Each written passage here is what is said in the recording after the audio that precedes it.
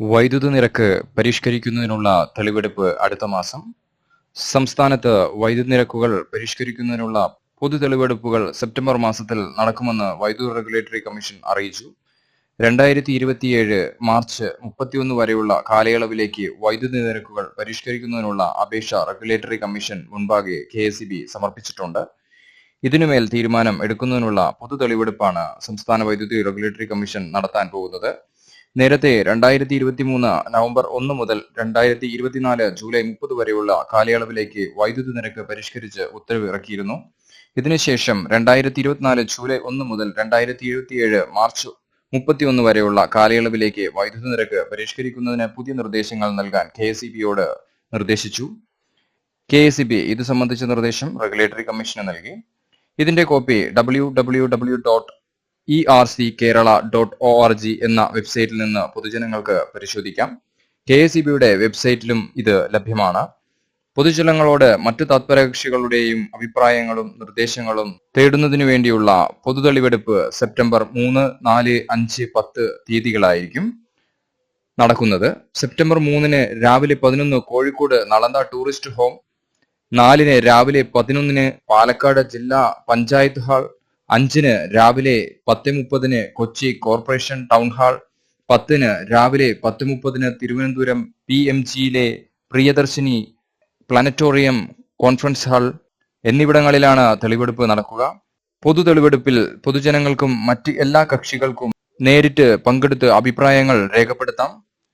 തപാൽ മുഖേനയും ഇമെയിൽ മുഖേനയും അഭിപ്രായങ്ങൾ രേഖപ്പെടുത്താം.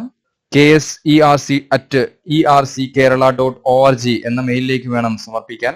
തപാൽ, ഇമെയിൽ മുഖേന അയക്കുന്ന അഭിപ്രായങ്ങൾ സെക്രട്ടറി, കേരളം സംസ്ഥാന വൈദ്യുതി റെഗുലേറ്ററി കമ്മീഷൻ, KPFC ഭവനം, CV രാമൻപിള്ള റോഡ്, വെള്ളയമ്പലം, തിരുവനന്തപുരം 695010 എന്ന വിലാസത്തിൽ സെപ്റ്റംബർ 10 വൈകിട്ട് 5 വരെ സ്വീകരിക്കുമെന്ന് അറിയിപ്പിൽ പറയുന്നു.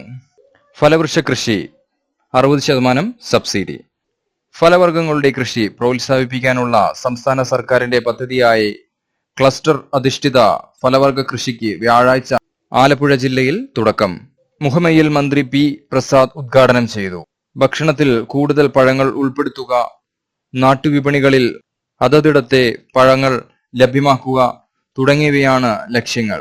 AIMS പോർട്ടലിൽ രജിസ്റ്റർ ചെയ്ത കർഷകനാണ് ഒട്ടുതൈകൾ നൽകുന്നത്. മാവ്, പ്ലാവ്, വാഴ, മാംഗോസ്റ്റിൻ, ഡ്രാഗൺ ഫ്രൂട്ട്, അവക്കാഡോ തുടങ്ങിയവയുടെ തൈകളാണ് നൽകുന്നത്. തിരഞ്ഞെടുത്ത ബ്ലോക്കുകളിലാണ് ആദ്യഘട്ടത്തിൽ പദ്ധതി നടപ്പാക്കുക. സംസ്ഥാനത്ത് 100 ഹെക്ടറിൽ ഫലവർഗ കൃഷി ചെയ്യാനാണ് ആദ്യഘട്ടത്തിലെ ലക്ഷ്യം. 25 സെന്റ് മുതൽ 1 ഹെക്ടർ വരെ സ്ഥലമുള്ളവർക്കും അപേക്ഷിക്കാം. സ്ഥലം ഒരാളുടേതാകണമെന്നില്ല, പക്ഷേ അടുത്തായിരിക്കണം. ഒരാൾക്കോ കൂട്ടമായോ കൃഷി ചെയ്യാം. തൈകൾ ഇടവിളയായി നടാം. തൈകൾക്കൊപ്പം ജൈവമിശ്രിതവും കൃഷി ഓഫീസിൽ നിന്ന് ലഭിക്കും. സബ്സിഡി നിരക്കിലാണ് ഇവ നൽകുക. കർഷകനും ചെലവാകുന്ന മുഴുവൻ തുകയുടെ 60% സബ്സിഡി. തമിഴ്നാട്ടിൽ വിജയ് പാർട്ടിയുടെ പുതിയ കൊടി പ്രദർശിപ്പിച്ചു. തമിഴകത്ത് പുതിയ തുടക്കം കുറിക്കുന്നതിന് വേണ്ടി വിജയ് പുതിയ പാർട്ടിയുമായി മുന്നിൽ വന്നിരിക്കുകയാണ്. തന്റെ പുതിയ പാർട്ടിയായ തമിഴക വെട്രിക്കഴകത്തിന്റെ പതാകയും ഔദ്യോഗിക ഗാനവും വിജയ് ഇന്ന് പ്രഖ്യാപിച്ചിരിക്കുകയാണ്. ഇളയ തലപതിയുടെ മുന്നേറ്റം തിരിച്ചറിഞ്ഞ മുഖ്യമന്ത്രി MK സ്റ്റാലിൻ തന്റെ പിൻഗാമിയായി മകൻ ഉദയനിധി സ്റ്റാലിനെ ഉപമുഖ്യമന്ത്രിയായി പ്രഖ്യാപിച്ചു. ഇനി വരാനിരിക്കുന്ന വിജയ് വേഴ്സസ് ഉദയനിധി എന്ന ഫോർമുലയാണ്. തമിഴ്നാട്ടിൽ AIDMK അപ്രസക്തമാവുകയും BJP മുന്നോട്ട് വരികയും ചെയ്തിരുന്ന ഈ സമയത്താണ് വിജയുടെ പുതിയ പാർട്ടിയുടെ മുന്നേറ്റം. ജനസംഖ്യാ സെൻസസ് അടുത്ത മാസം മുതൽ തുടങ്ങാൻ സാധ്യത. രാജ്യത്തെ ജനസംഖ്യാ കണക്കെടുപ്പിനുള്ള സെൻസസ് അടുത്ത മാസം ആരംഭിച്ചേക്കും. സെൻസസ് പൂർത്തിയാക്കാൻ 18 മാസം വേണ്ടിവരുമെന്നാണ് കേന്ദ്ര സർക്കാർ വൃത്തങ്ങൾ വ്യക്തമാക്കുന്നത്. 2026 മാർച്ചിൽ സെൻസസ് റിപ്പോർട്ട് പ്രസിദ്ധീകരിക്കാനാണ് സർക്കാർ ലക്ഷ്യമിടുന്നത്. സെൻസസ് നടക്കുന്നതിനുള്ള സമയക്രമം കേന്ദ്ര ആഭ്യന്തര മന്ത്രാലയവും സ്റ്റാറ്റിസ്റ്റിക്സ് ആൻഡ് പ്രോഗ്രാം ഇംപ്ലിമെന്റേഷൻ മന്ത്രാലയവും തയ്യാറാക്കിയിട്ടുണ്ട്. പ്രധാനമന്ത്രിയുടെ ഓഫീസിന്റെ അംഗീകാരം ലഭിച്ചാൽ ഉടൻ ഈ സമയക്രമം സർക്കാർ ഔദ്യോഗികമായി പ്രഖ്യാപിക്കും. സെൻസസ് വൈകുന്നതിൽ വ്യാപക പ്രതിഷേധം ഉയർന്നിരുന്നു.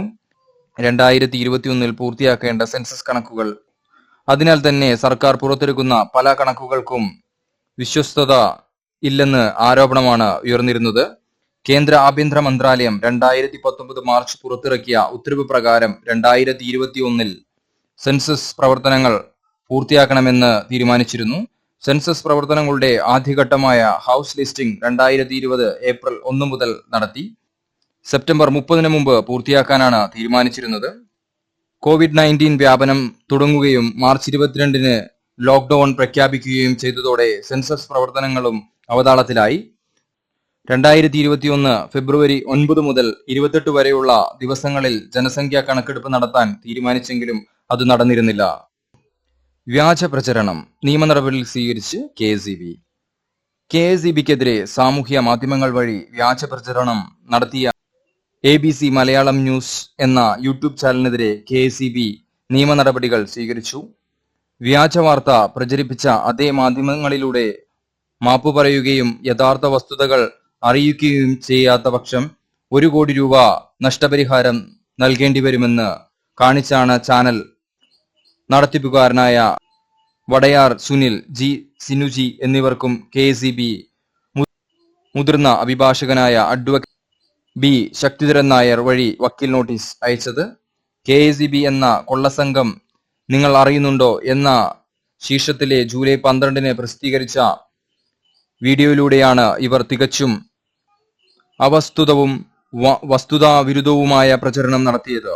KSEB നൽകുന്ന വൈദ്യുത ബില്ലിലെ വിവിധ ഘടകങ്ങൾ ഒന്നൊന്നായി പരാമർശിച്ച് നടത്തിയ വ്യാജ പ്രചരണത്തിലെ ഓരോ പരാമർശങ്ങൾക്കും കൃത്യവും വ്യക്തവും നിയമപരവുമായ മറുപടി രേഖപ്പെടുത്തിയാണ് വക്കീൽ നോട്ടീസ് അയച്ചിട്ടുള്ളത്.